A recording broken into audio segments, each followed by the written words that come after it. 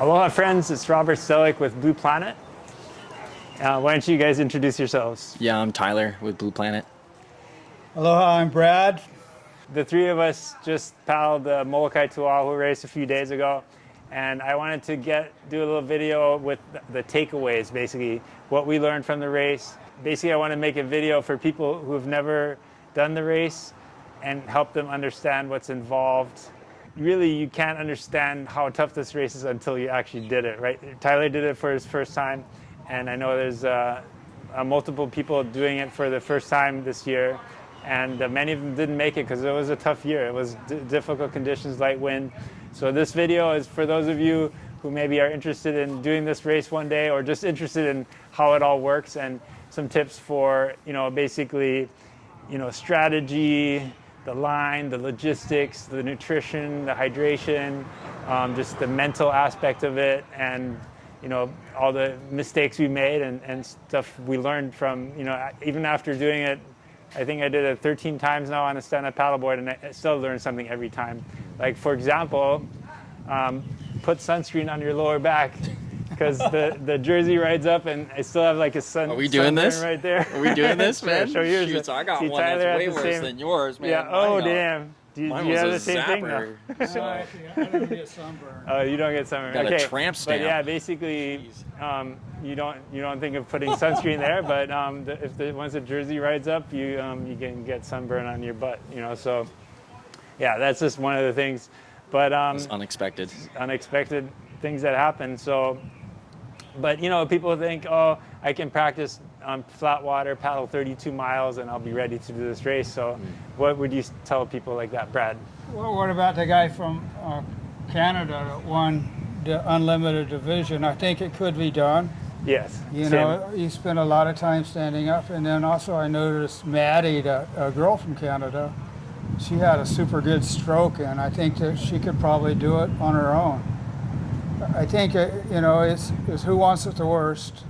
If you want it bad enough, you got to want it bad.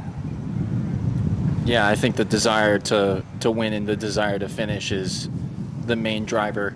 For me, getting inspired by you guys, Brad basically asked me in the surf lineup to do the race, which was a great way to get into it. But ultimately, you got to put a lot of preparation into this race. You can't just, be interested in doing it and expect to finish or expect to win. You got to train hard for a long time. Yeah. It might even be a lifestyle. Yeah, and it's not like you can just train to that endurance training in a couple of months. It really takes, I would say, probably a full year of training to really be ready for it. And I mean, you did the training with us for several months, and we did some paddles, we did a Sandy Beach to White Plains run, which is, I think, 20. Well, how long is that? It was 27 miles. 27 miles. So that's not that far off the 32-mile mark, but still, I would say that the Molokai race is just another level above that. I mean, even that training doesn't necessarily get you ready for the Molokai race. So, but anyways, just tell us a little bit about your experience. You're doing it the first time. How was your experience? Well, I loved the atmosphere, first of all. The community was incredible. Molokai is very beautiful, and the race was very fun. So I'll start with that. I really want to continue to persevere and do this race as many times as I can. But as a first-timer, it was one of the most challenging things I've ever attempted. So I'm very thankful and grateful for you guys as mentors to be there along with me and give it a shot. But once I was in the race, the inexperience definitely came to show at the end when it came down to the results. So I think the grit and the years of endurance training is going to be a big play for those who are doing this. As a first-timer, I ran into multiple problems. Directional, my heading was off. Even though I had a boat captain that was willing to give me directional advice, I still ended up going pretty far north. And I also had a little bit of equipment issues because I was prepping my own equipment and wasn't prepared for the type of conditions that were going to be out there. And then hydration and ultimately my fitness was not prepared as well. when I say hydration, I meant nutrition and hydration. I had an issue with running out of energy and then also running out of hydration, and that played into mental aspect, and physical training was just not up to par. Even after months of being with you guys doing 27-mile runs, you know, I just had a lot of fun. So learned a lot from this, and you know, we can talk more about it. Yeah, so and then this year was kind of unique too, because in the middle of the channel, it got really slow. It's like we hit a current or something like that, and the water was just like really slow. My miles went from like 10, 11 miles a minute miles to like 13, 14 minute miles in the middle of the channel. So, but then surprisingly, the end of it was kind of relatively calm and not as bad as other years. Was that the same experience you guys had too, or how was it for you, Brad? Well, the last part was really hard. I had a really hard time getting to Portlock Point. It felt like I was on a treadmill. I felt like I think I came a little bit too far on my line. I was trying to point for Portlock Point, and I was a little too far out. And then I said, I got to get to the wall. And I went straight to the wall, and I was just like on a treadmill. I wasn't making any progress at all. I was super tired, but finally I broke through. But it was 1,000 strokes on my left and a couple on my right. You know, just. So you probably approached it a little bit too far from the south too, then, yeah. Yeah, but there was definitely like I was straight the whole time. There was some strong currents too. Yeah. So I mean, it was just, but it wasn't as rough. Like last year, that portion, the last 5 miles was super rough, and I kept falling in, and that wore me out. But this year, I think it was relatively calm. But yeah, there was a lot of current, so it wasn't easy, but it wasn't as rough as last year. So, but yeah, let's talk a little bit about the nutrition and hydration. I wanted to mention what I would recommend for any newcomer is to have at least 2 water bags. Like if you're doing it for the first time, that's the minimum. You should have a second water bag on the boat in their cooler. So when you run out of water or nutrition, then you can just signal your boat and they'll give you the second bag. And then if you need more, then they can fill up your first bag. So you have at least 2 bags always. And one guy, Kevin Horgan, we talked to the night before the race, and he's done the race 18 times. Like he was the first stand-up paddler to do the race actually, and he's won it the first 2 or 3 years, I think. And then, so he said he takes 7 bags of water. Wow. So he has 7 water packs. So that he anticipates taking up to 7 hours, which was realistic this time. And then he likes to have 1 water bag per hour, basically, just to make sure he doesn't run out. So that's, I mean, to me, I usually take 2, and I get my second bag and then kind of somewhere in the middle of the channel. And for me, the middle is not 16 miles, it's more like 18 miles is like, for me, that's the way I look at it. Like 18 miles is about the halfway point to me. Because if I think 16 miles the halfway point, the second part is usually way harder. So, but anyways, and then I use these nutrition. It's like Source these bladders. So Source Nutrition has these bladders that have 2 water bladders in them. So I have 2 tubes, 1 on each shoulder. One I use with electrolytes, and then the other bag, the other side has I use this stuff called Fuel from Momentous. It's like they have a POG flavor that I like. It tastes like POG, but it's like an energy, has like, also has electrolytes, but it also has calories and sugar basically, or carbohydrates.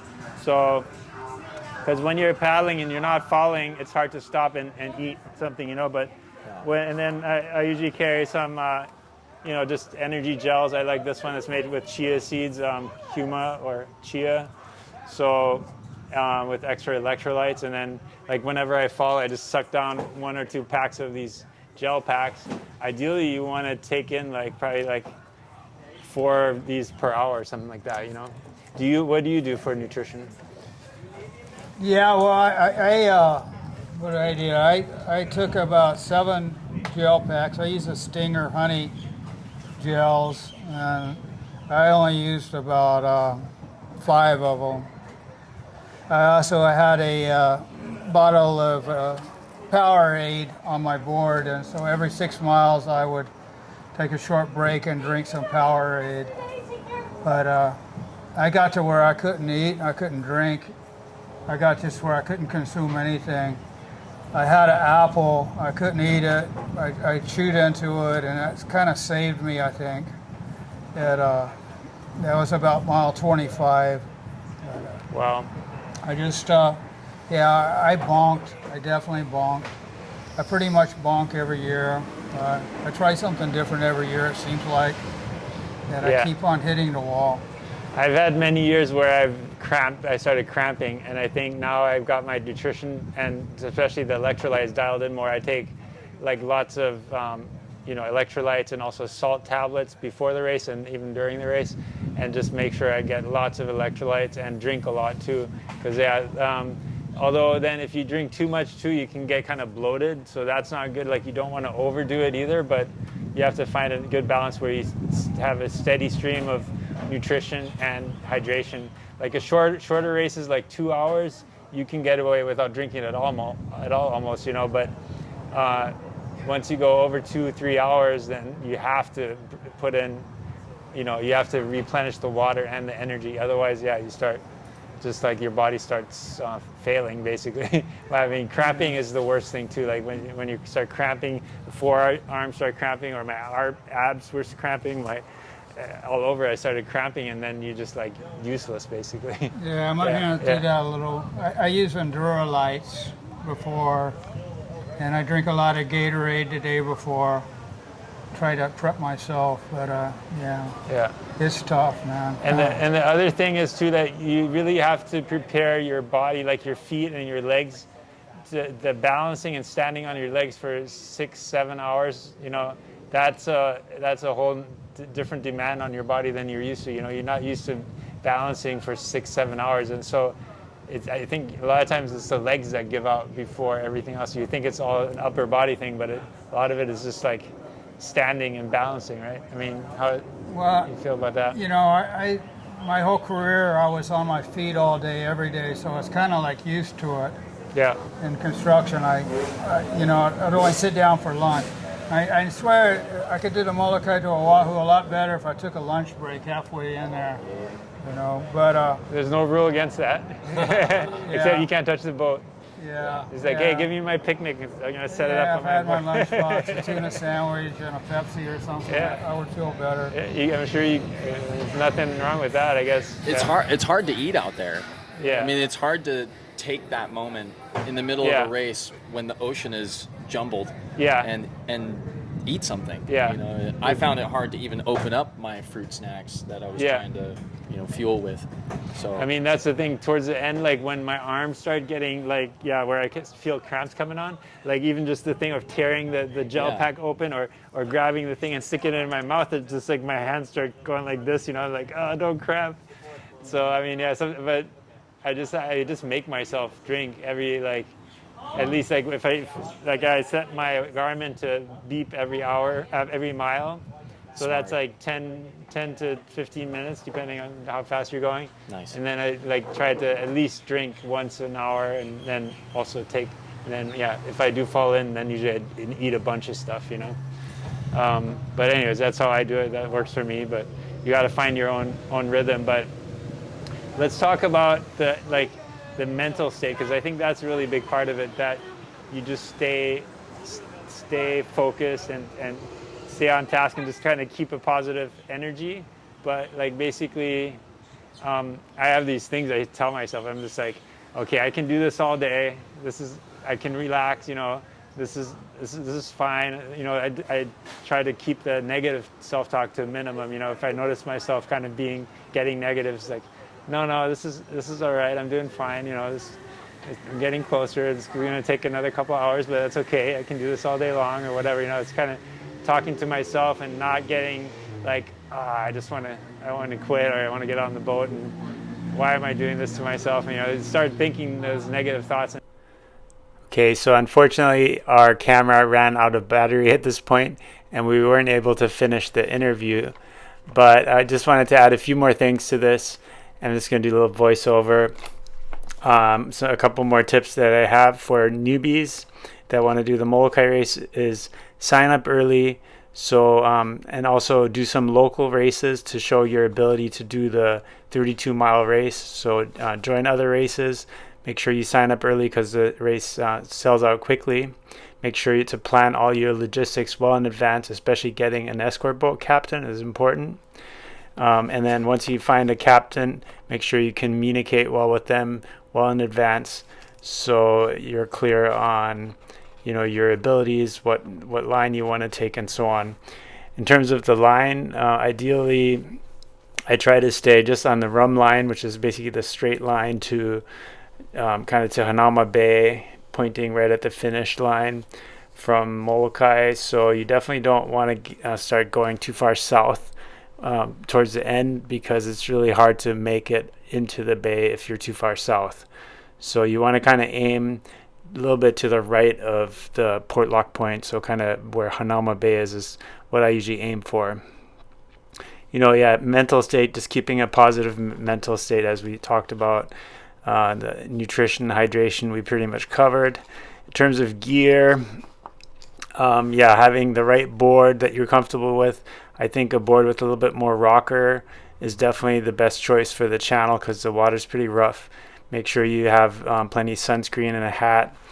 And then also, I have a fin that has a slight 1 degree angle, and it kind of turns me a little bit to the right. So basically that's important, because the wind is not straight from your back, it's kind of at an angle, so you're not going straight downwind. You always have to turn a little bit to the right, and most people aren't really prepared for that.